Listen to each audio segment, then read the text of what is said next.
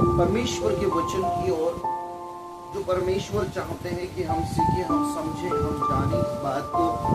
और कल हमने इस वचन की शुरुआत की थी जिसमें हम लोगों ने इस बात को देखा, मत्ती रचित सुसमाचार उसके 7 अध्याय और उसके कौन सा वचन था,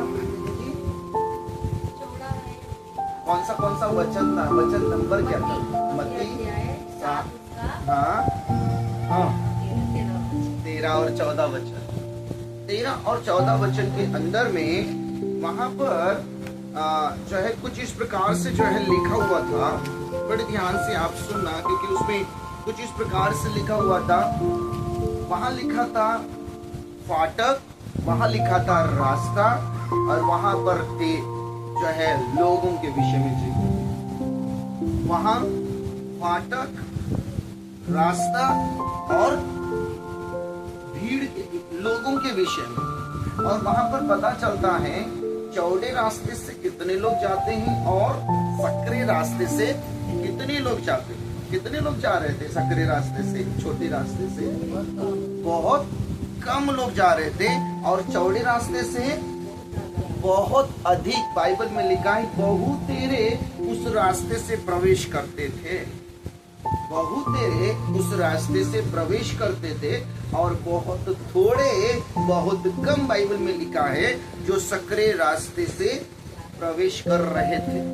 बाइबल में इस बात को स्पष्ट कर दिया था कि सकरा जो रास्ता है जिस पर चलने वाले उसके अंत में क्या पाएंगे, और बाइबल में इस बात को स्पष्ट कर दिया जो चौड़े रास्ते से चल रहे हैं उनके उसके अंत में उनको क्या मिलेगा, ये स्पष्ट था।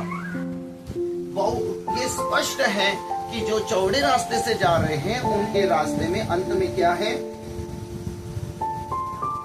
विनाश है, नाश है। वहां पर उस जो चौड़े रास्ते से जा रहे हैं उस रास्ते से प्रवेश करने वाले के साथ में बहुत बुरा होगा। इस प्रकार का बाइबल में वर्णन किया गया है। अब बाइबल में ऐसा क्यों वर्णन किया गया कि वे जो चौड़े रास्ते से जा रहे हैं वो क्यों विनाश की ओर जा रहे हैं? क्योंकि इस पृथ्वी का जीवन तय करता है कि अंत में क्या मिलेगा, अंत में क्या मिलेगा। हर एक बात के 2 परिणाम हैं, स्वर्ग और नरक जी। हर एक बात के 2 परिणाम, स्वर्ग, नरक। हाँ जीत पट बराबर समझ में आप जीत पट वाला, हार जीत, जीतना हारना है ना, झूठ सच। हर एक बात में 2 ही विकल्प है, तीसरा विकल्प नहीं है। इसलिए बाइबल हमेशा से 2 ही विकल्प देते आ रहे हैं, और हमेशा से बाइबल दो ही बात कह रहे हैं, एक तो हाँ, एक तो ना, एक तो इधर या तो उधर, एक तो स्वर्ग है या तो अनंत काल की मृत्यु नरक है। तो 2 ही रास्ते, 2 ही जो है परिणाम जो है मिलते हैं। अब बाइबल में इस बात को क्यों लिखा गया कि जो चौड़े रास्ते से जा रहे हैं उनके लिए विनाश क्यों है?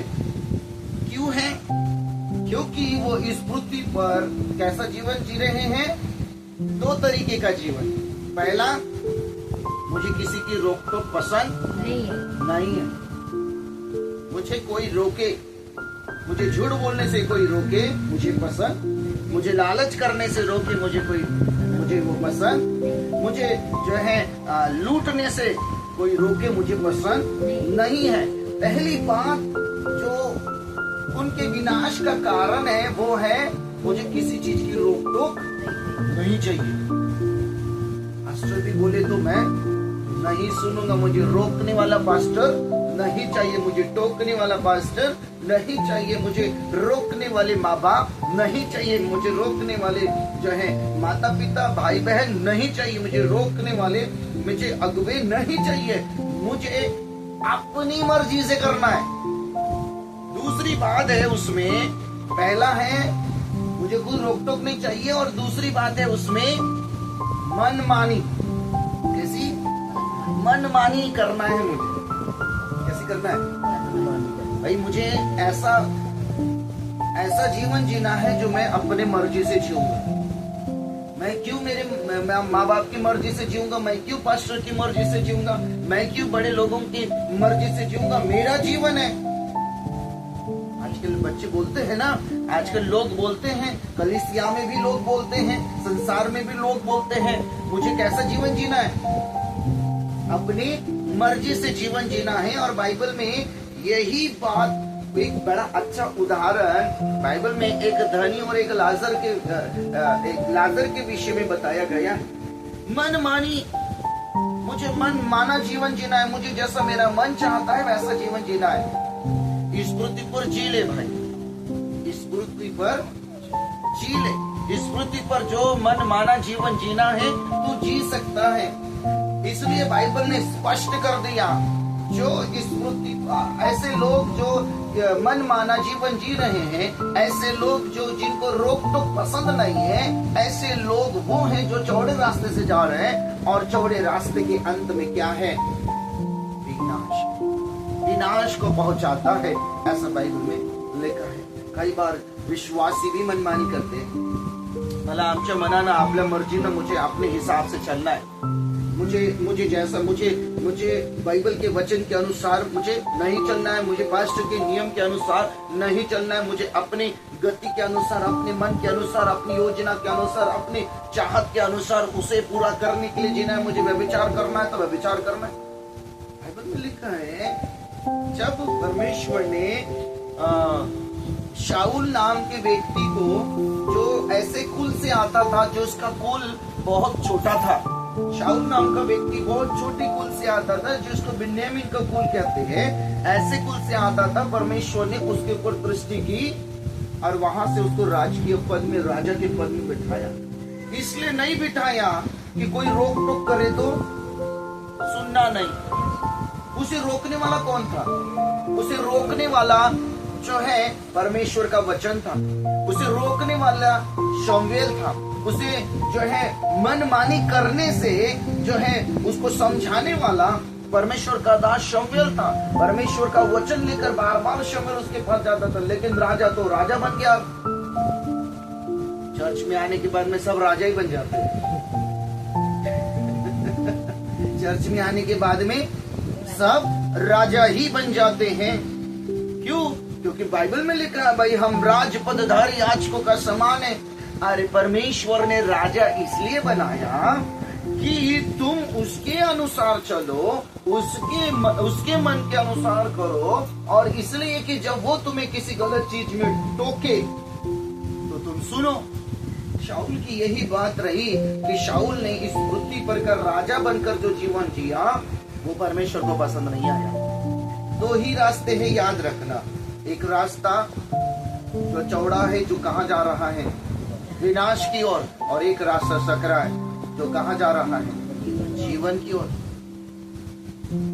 चौड़े रास्ते में पाप की स्वतंत्रता।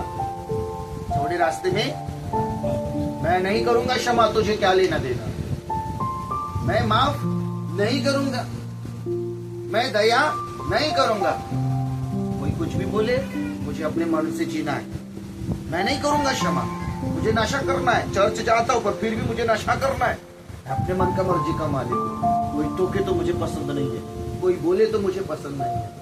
याद रखना, ये सारे सिम्टम्स, ये सारी बातें इस बात को प्रकट करती है कि आप अभी भी चौड़े रास्ते में हैं। बेशक चर्च आते हैं, उसमें कोई राय नहीं कि आप चर्च आते हो, इसमें कोई राय नहीं कि आप प्रार्थना में आते हो, उसमें कोई दूसरी राय नहीं, कोई दोहरा मत नहीं है कि आप जो है किसी हाउस मीटिंग में नहीं जाते हो, सब जगह जाते हो, सब करते हो। पर प्रभु ने साफ साफ कह दिया, नहीं, तुम अपने आप को जांचो, तुम अपने आप को समझो। क्यों? क्योंकि जो सक्रिय रास्ते से चलता है उसकी लाइफ में क्या होता है? थोड़ी कठिनाइयां दिखती हैं।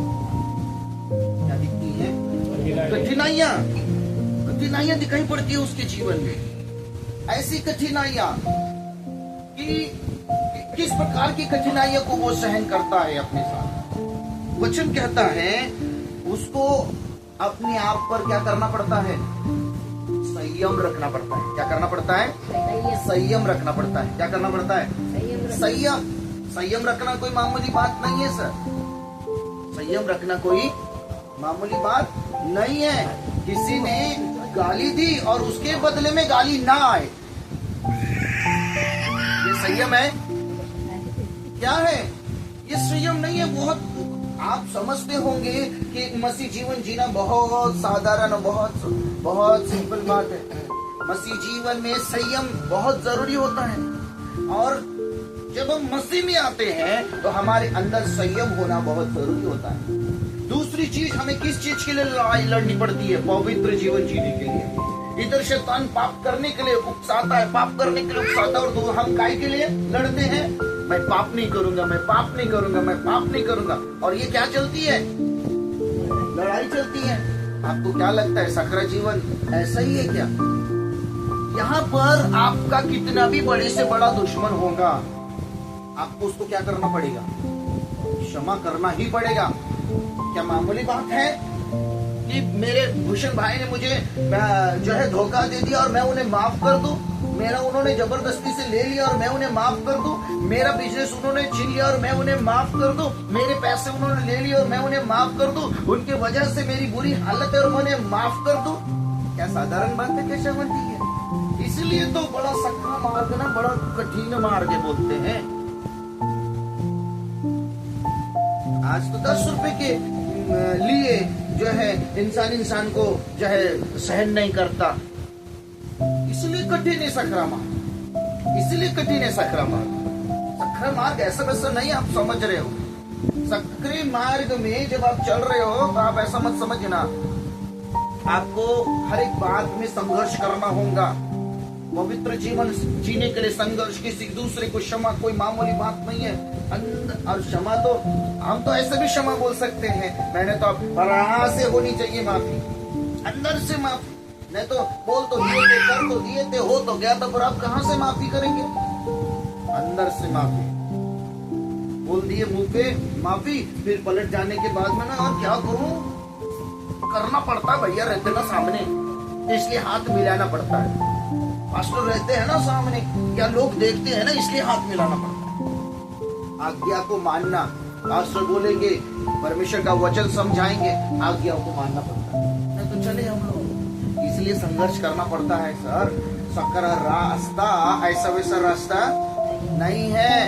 जाओ आंटी, हमको बड़ा ही आसान लगता है सकरा रास्ता, और प्रभु के रास्ते पे चल रहे हम लोग, और बड़ा आसान लगता है सकरे रास्ते पर चलना, सकरे रास्ते पर जीना। नहीं, प्रभु के आना मतलब सकरे रास्ते पे चल रहे ये नहीं है। सकरे रास्ते पर चलने के लिए बाइबल में लिखा है, मामूली बात नहीं करो सुना। यीशु ने कभी नहीं कहा, प्रभु यीशु मसीह ने कभी नहीं कहा कि मेरा रास्ता बहुत सरल है। प्रभु यीशु मसीह ने कहा, जो मेरे पीछे आना चाहे उसे अपना क्रूस उठाना ही पड़ेगा। उसे अपना क्रूस उठाना ही पड़ेगा। इसका क्रूस उठाने का मतलब प्रभु यीशु मसीह ने साधारण जीवन नहीं है बेटा, मेरे साथ में चलना। यहाँ पवित्रताई को ज्यादा महत्व दिया जाएगा, यहाँ क्षमा को महत्व दिया जाएगा, यहाँ प्रेम को महत्व दिया जाता है, यहाँ पे सेवा को महत्व दिया जाता है, यहाँ पर तरस को महत्व दिया जाता है, यहाँ पर आज्ञाकारिता को महत्व दिया जाता है, यहाँ पर दूसरों के साथ खड़े रहने को महत्व दिया जाता है। ये है क्रूस उठाकर चलना मेरे बच्चे, जिसे करना तू बड़ी आसानी बात समझता है। ऐसे ही नहीं होता कि तू किसी को अपने पास में नहीं है खाने को, मतलब एक समय का रोटी है, परंतु फिर भी कोई आपके घर में भूखा आया और आपने उसको खिलाया, कोई साधारण बात नहीं है। एक टाइम के खाने में आपके घर में कोई आ रहा है, परंतु फिर भी आप विश्वास रखकर उन्हें खिला रहे हो। एक तकलीफ वाला जीवन होता है, एक कठिनाई वाला जीवन होता है। कई बार लोग क्यों चौड़े रास्ते पर चलते, पता है? चौड़े रास्ते पर चलने का कारण क्यों? कारण है, मतलब बहुत सारे कारण, उसमें से पहला कारण उस रास्ते पर चलने वाली भीड़। कई बार लोग दूसरों को देखकर चलते है ना, कई बार लोग दूसरों को देखकर चलते हैं। मैं अकेला ही ऐसा चलूंगा तो थोड़ी ना मजा है भाई। यहाँ पर 15 लोग हैं, 15 लोग एक तरफ जा रहे हैं और मैं अकेला ही अलग जा रहा हूँ, ये कोई बात है क्या? चलो मैं भी चलता हूँ 15 लोगों के साथ। क्योंकि कई बार हमारे विचार भीड़ को देखकर बदलते हैं। अरे उसने तो ऐसा किया ना, वो तो चल ये भीड़ सभी तो एक जैसा कर रही है ना, पर उनको तो कुछ नहीं हुआ, उनके साथ तो कुछ बुरा नहीं हुआ, फिर मैं ही करूंगा तो कौन सा मेरे साथ बुरा होगा? तो भीड़ एक कारण बनता है। लोगों को देखकर कई बार हम लोग चौड़े रास्ते पर चलने का मन, इसको देखकर अरे तो वो जो दीदी है ना, वो तो झूठ बोलती है जी भैया, वो तो चोरी भी करती है भैया, वो भाई कर लिया तो कौन सा गुनाह हो गया? मैंने ही कर लिया तो बाइबल में बताए, एक उदाहरण है। सारा संसार एक तरफ और 8 लोग, सारा संसार बोलता है मन मर्जी से जियो रे, मन मर्जी से खाओ रे, मन मर्जी से ऐश करो रे, मन मर्जी से रहो रे, कोई रोक नहीं सकता, कोई टोक नहीं सकता, जो मन में आया वो करो, जो मन में आया वो खाओ, जो मन में आया वो पियो, जो मन में आया वो करो। सारे लोग एक दिशा में, पर आज्ञाकारी नूह एक दिशा। आज्ञाकारी नूह की नजर परमेश्वर की तरफ है। उसके परिवार को भी उसने शिक्षा दिया, बेटा इस भीड़ को मत देखना। अपनी बहुओं को शिक्षा दे, बेटा इन लोगों को मत देखना। हेलो, आपको समझ में आ रहा है कि नहीं? एक तरफ पूरी भीड़, एक तरफ पूरे लोग, एक तरफ पूरे संसार और दूसरी तरफ बेचारा नूह और उसका परिवार, 8 लोग। ये एक अकेला व्यक्ति अगर किसी को देख रहा है तो वो सिर्फ परमेश्वर। उसका परिवार अगर किसी को देख रहा है, दुख उठा रहा है, वो ऐसा कहते हैं 120 इयर्स, 120 साल, 120 साल के बाद उसको समझ में आया मेरे दुख उठाने का आज मुझे सही रिजल्ट मिला है। क्यों? क्योंकि वो और उसका परिवार, सिर्फ मनुष्य प्राणी में से वो और उसका परिवार ही जहाज के अंदर था, बाकी सब पानी के अंदर। बाकी सारी पृथ्वी, सारे मनुष्य जितने भी उस जहाज से बाहर थे, वो कहाँ थे? पानी के अंदर। और यही एक अकेला एक व्यक्ति और उसका परिवार था जो जहाज के अंदर था, बाकी सब जहाज के बाहर। थोड़ी सी तकलीफ नहीं उठाया उसने, है ना? 120 इयर्स, 120 साल, लगभग ऐसा कहते हैं 120 साल। 120 साल के बाद उसको, तब उसको पता चला मैं सही था, मैं बिल्कुल सही था, मैं बिल्कुल सही था। मैं 120 साल के बाद उसको समझ में आया, नहीं मैं सही था। क्योंकि देखो आज सारा संसार पानी में और मैं अकेला जहाज के अंदर और सुरक्षित तो कोई मुझे कुछ नहीं बोल रहा है, कोई मुझे कुछ टोक, कोई मुझे अब जो है यहाँ पर ये नहीं कह सकता कि मैं गलत था, मैं सही था। ये याद रखना, आज दुख उठाना पड़ेगा, ये याद रखना। तो कई बार लोग किसे देखकर चलते हैं? भीड़ को देखकर। किसे देखकर चलते हैं? भीड़। वो भी जा रहा है, वो भी जा रहा है, वो भी जा रहा है, वो भी जा रहा है, वो भी जा रहा है, वो भी जा रहा है, मैं ही क्यों नहीं जाऊं? वो भी पाप कर रहा है, वो भी पाप कर रहा है, वो भी गलत कर रहा है, वो भी झूठ बोल रहा है, वो भी लालच कर रहा है, वो भी व्यभिचार कर रहा है, वो भी इसकी उसकी कर रहा है, वो भी गालियां दे रहा है, वो भी सब कर रहा है, वो भी कर रहा है, मैं भी क्यों ना करूं? हर परिस्थिति किसको देखकर चलते हैं हम लोग? भीड़ को देखकर। दूसरे कारण है चौड़े रास्ते पर चलने का। पहला कारण भीड़ है, दूसरा कारण है संसार के अंदर में आकर्षणों की कमी नहीं है।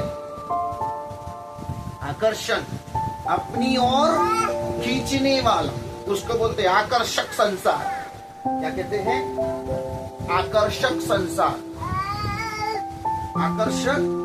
आप जाओ रास्ते में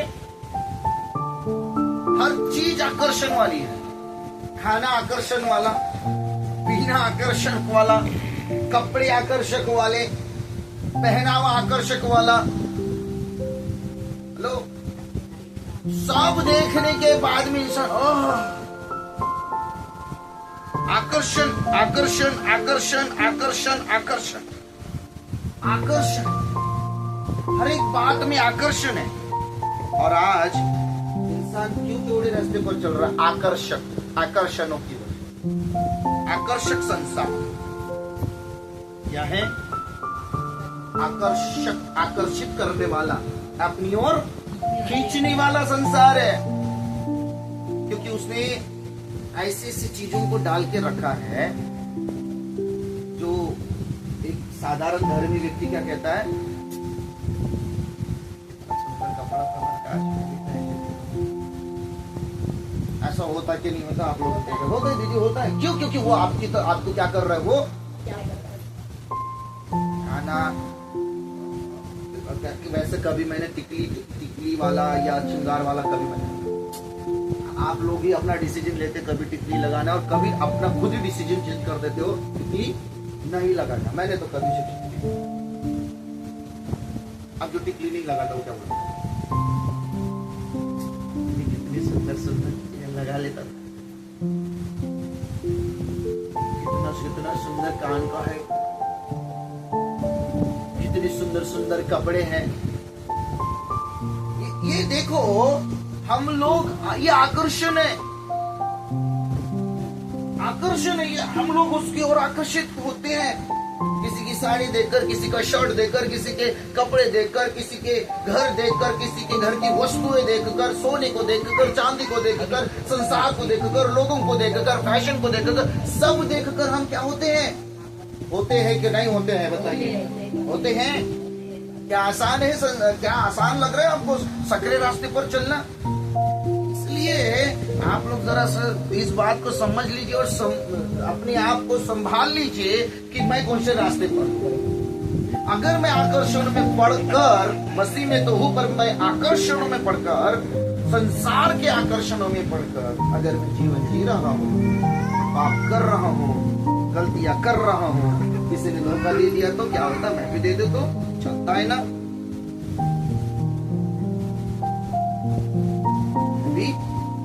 है ना, मेरे भी जो है। पर याद रखना, शुरू में वो सारी चीजें आपको क्या देगी? आनंद देगी। शुरू में वो सारी चीजें आनंद देंगी। शुरू में मस्त वाटते है कि नहीं? चवंटी पाप करने में शुरू में आनंद ही आएगा, ये याद रखना। पापी एक ऐसा जीवन जो गलत है, एक ऐसा जीवन जो मनमानी कर रहा है, ऐसा जीवन जो रोक टोक पसंद नहीं है, शुरू में उस व्यक्ति को आनंद आएगा ही आएगा, पर बाद में उसको पछतावा होगा कि क्या करें। तो तीसरी चीज, आकर्षण की पहली चीज की भीड़, लोगों को देखकर करते हैं, आकर्षणों को देखकर करते हैं। तीसरी चीज होती है ना, सुख चाहिए। क्या चाहिए? सुख चाहिए, बिल्कुल चाहिए। बाइबल में लिखा है मैं तुम्हें शांति दूंगा। सुख चाहिए, सुख चाहिए, शांति चाहिए, चैन चाहिए, आराम चाहिए। आज सुख पाने के लिए बहुत आसान रास्ता है।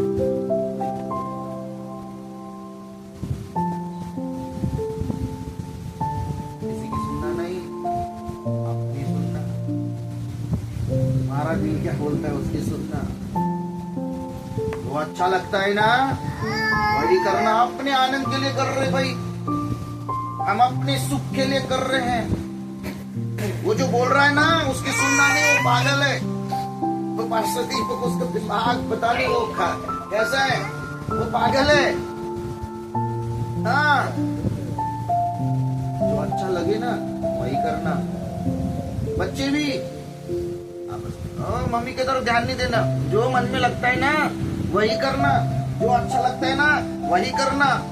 किसी की आलतू फालतू की बात नहीं सुनना, अपने दिल की सुनना। मेरे दिल को वो पसंद आ गया तो अपने दिल की सुनना, माँ बाप की नहीं सुनना, है ना। जीवन का मजा लो यार, क्या जीवन में रखा है। कर लो नशा, खा लो ये चीजें, खा लो वो कर लो, ये कर लो वो कर लो, जीवन सुख से जीवो, मजा कर लो। प्रभु भी चाहता है सब चीजें, प्रभु भी चाहता है सब चीजें मिले, परंतु प्रभु क्या कहता है पता है, पहले उसके राज्य और धर्म की खोज करो तो ये सब वस्तुएं जाएंगी।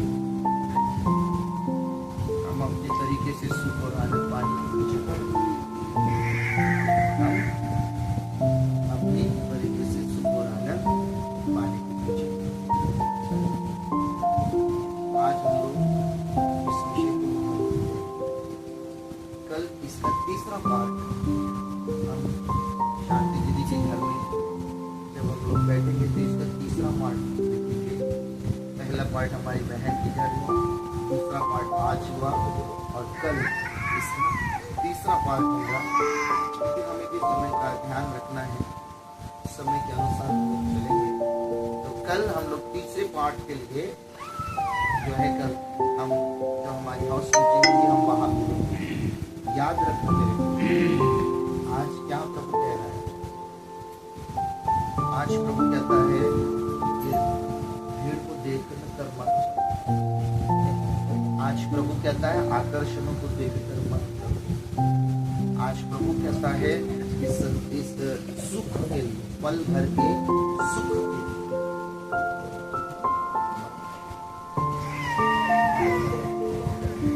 मत कर, पल भर के सुख के लिए, बल्कि परमेश्वर ने हमारे लिए अनंत काल का आनंद रखा है। उसकी तरफ देखो, उसकी तरफ थोड़ा सा विचार करो, उसकी तरफ थोड़ा सा ध्यान करो, उसकी तरफ थोड़ी सी अपने आप को लगाओ। आज कुछ ऐसी चीजें हो रही होंगी आपके साथ जो कठिन लग रही है, कोई बात नहीं, आज कठिनाई में चलेंगे हम, क्योंकि प्रभु ने कहा जो मेरे पीछे चलना चाहे वो क्या करे, अपना क्रूस उठाए। बिना क्रूस के आप समझते, क्रूस उठाना मतलब तकलीफ, थोड़ी सी तो तकलीफ, पर उस क्रूस उठाने में आनंद। जैसे मेरा यीशु क्रूस उठाने में आनंद महसूस कर रहा था। क्या आनंद था? मेरा और आपका चलता, मेरे और आपके स्वर्ग देख रहा था, ये आनंद था। वैसे ही मैं भी जब क्रूस उठा रहा हूँ तो मुझे भी एक आनंद मिल रहा है। मैं यीशु की इच्छा पूरी कर रहा हूँ और दूसरा आनंद, मैं यीशु के साथ स्वर्ग में रहूंगा। आज ये बात मेरे साथ और आपके साथ होनी चाहिए। आइए अपने आप को पकड़ करेंगे सभी और प्रभु के